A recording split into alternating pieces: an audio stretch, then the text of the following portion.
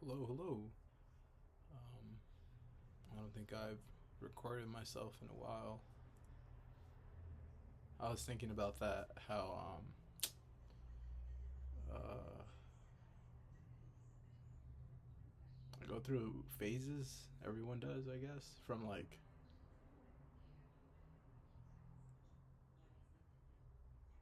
now, I'm like really, really thinking about it. I've never really thought about it before until right like this last hour and right now. But I picked up a camera for the first time when I was 14 years old. My stepdad gave me a gifted me a digital camera when I was a kid, and I started taking photos like it must have been December of 2009 or something that I started taking photos of my friends, and that lasted until I moved away from there, probably like 2017, no, 2010. So for like a full year, I took photos of my friends, and I thought it was just funny. I didn't really think anything of it. I wasn't thinking I was a photographer or something. And then a couple years later, I was in college. So the first year of college, I didn't pick up besides my phone camera, but I didn't really take any photos. Then around junior year of college, so it must have been nearly 5 years. And I had a yeah, junior year of college. I bought a camera, like a digital camera, and I started shooting film because of a film class. It was a black and white and color photography class. I know there was color because I have some photos, some film photographs from that time that I shot in Chinatown. Those were in color, but I do have a roll in black and white. I think I took both classes, and maybe I bought the digital camera for the black and white. Point is, it was like a 5 year. I was 18, 19 at that point. I was 19, so it was 5 years after I had gone through this whole year of shooting digital photos. Then again, left the class, had a film camera, left it alone. That must have been 2013. Then in 2016, uh, August of 2016, I picked up, and I've shot digital from during that time throughout the years, but never really consistently. Then when I went on this Amtrak trip across the country, I took my film camera and started shooting all the time. My brother might ask me something right now. But I was shooting film a lot from 2016, 2017, 2018, 2019. Because I was traveling, so it gave me like a reason to shoot film. So for 5 years, that was the most consistent period of my life where I where I took photos. Um, and during that time, I also shot shorts, but it was like a very active time, a visual time, I guess. And at the beginning of those years, I was writing a lot of screenplays. The, the latter half, I was writing. The first half, I was writing screenplays and rap songs, and the second half, I was writing poetry and trying to film things. And by the time the pandemic rolled around, 2020, I uh, I was taking a lot of film photography. It was when it was starting to slowly creep up in price. That next year is when it really became kind of unbearable. But I remember taking when I took photos of Malika, and I was doing double exposures, and that was probably when I was very sure of my photography. But I also had, I don't know, I was around a lot of artists who had like a particular sense of what photography meant, and it it really made me kind of second guess myself, doubt myself. So, and coupled with Malika at the same time leaving, and I didn't have her to take photos of anymore, I decided that I really didn't want to take photos anymore. And a year or so after that, I sold my Blackmagic camera, and since 2023, I spent a lot of time. I got the new iPhone, and I shot on that for that whole year. But since then, I haven't really picked up a camera. So it's been like a near nearly 2 years since I picked up a camera with the intent when I was doing those vlogs and the videos, probably up until most of 2023. So I'd say like the end of 2023 is when um, I haven't picked up a camera since. And it also coincides with me finishing Emma, No More Dying in Cafes, and then having to transcribe that. And once it was transcribed, I started really working on it as a document. And that started at the beginning of 2024. And now that No More Dying in Cafes is coming to a close, I find myself looking at things a bit more visually. I do want my next phase to be, I mean, I'm always going to have a written work in progress, and I have that in mind, what I'm going to write next, unless like some cool prose narrative hits me, but I don't think my prose is there yet, and I don't know when it will be. I guess I would just have to do it. My next project's going to be a musical project, not a musical film, but a album, or um, I hate that word. I hate that pause. Just pause. Just pause. I want to learn how to play the accordion. I don't know why there isn't a big famous album, American album, with like accordion. With accordion.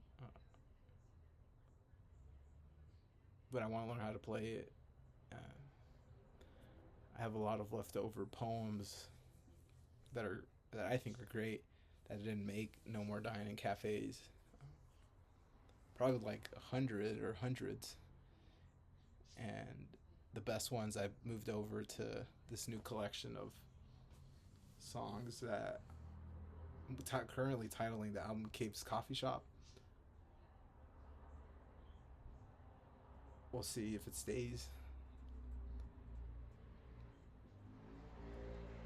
So that's me creatively for the last year. I'm getting ready to finish my book. I'm gonna give away copies to some people, and then I could say goodbye to that. And that's been a lot of my life, and I I think it's great. I think it's a really great piece that I hope people find one day. I'd like to say that I believe I'm happy just having done it. There is a truth to that, but I would love for people to read it. Firstly, the baristas that I wrote it about to read it, but also my friends and family. I hope great things happen for it. I think a piece like that, once written, hardly belongs to the person that wrote it.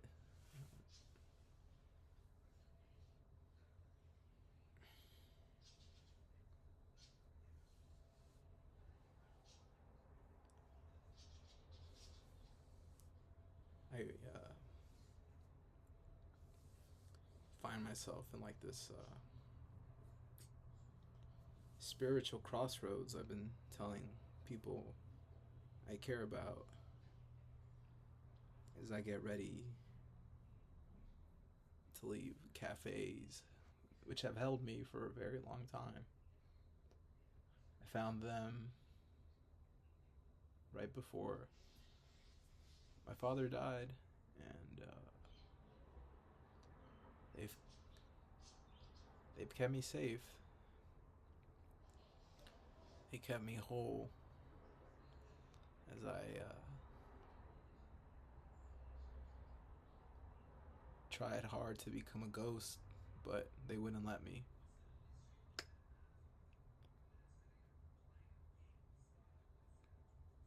But I have to grow up. Not that being in a cafe means that I wasn't growing up.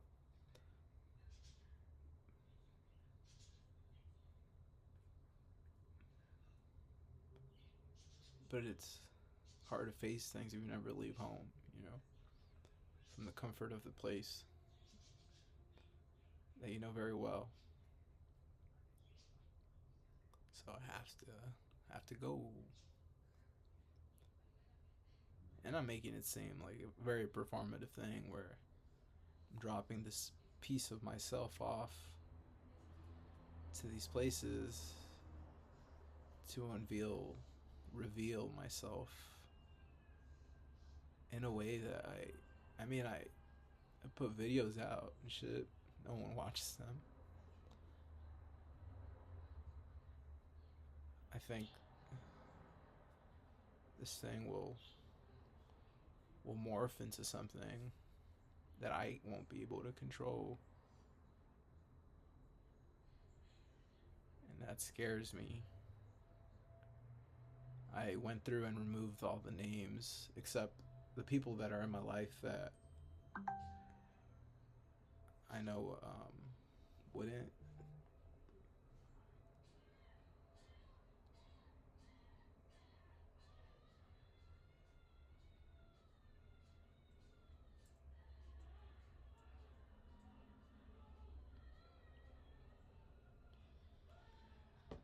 Um, yeah, I'm ready for whatever that means. Um, Eduardo told me to be honest with them, tell them what it is, and I think that's true. I think if I just left it and ran away, then I can hide somewhere else. But to face it, to face myself, it's me, it's projection, it's all me, my thoughts, my writings, my longing, my obsessions. So to stay and really try and work it out for myself would be the best thing I can do for myself, and to really leave those places and leave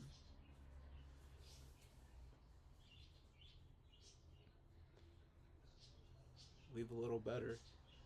Where I'm gonna go next, I don't know. I thought it was gonna be libraries. That's what I had decided at the beginning of the year. But once the fires happened, it just destroyed a whole library. Decided to wait. Still working on the book. Cafe's still keeping me safe. I decided not to make a move, but I've been to two churches in the last week, kind of forced upon me by circumstance. So I might do that. I think I'll go hang out in church. I'm not religious. I do believe, and again, I mentioned the spiritual crossroad. As I near a decision I need to make, I do want to be. I do want to believe. I do want to meditate and think about that an hour a week and really be okay with myself. I've been in therapy for 5 years now, and I feel like I just honed in on pain harder and found better descriptors for it and made a monument out of it for myself.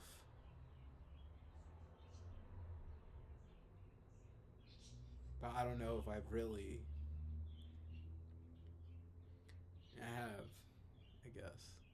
gotten better, found things, the machines in my life, or the routines in my machines, the routines in my life that will help me once I'm able to really like hone in on what it is that I feel destroys me consistently.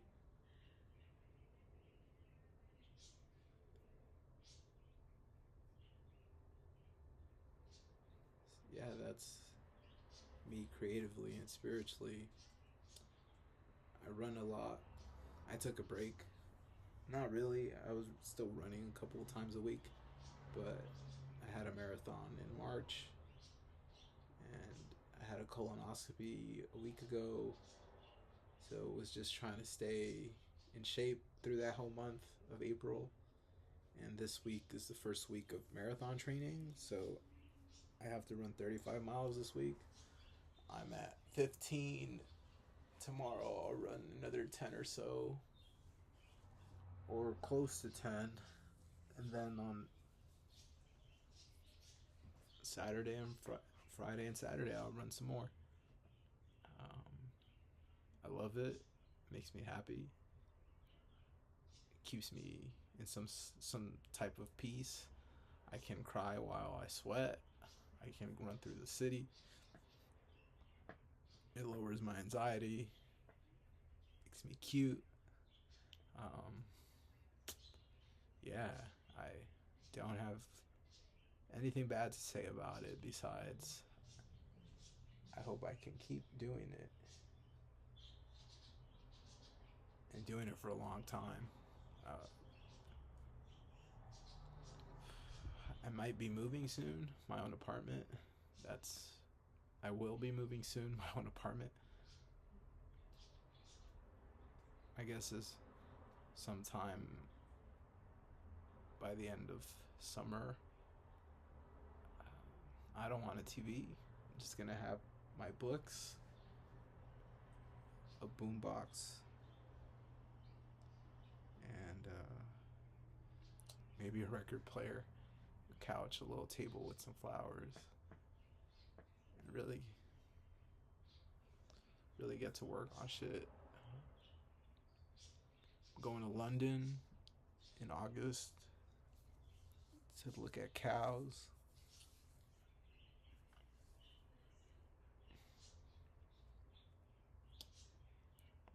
I'm ready.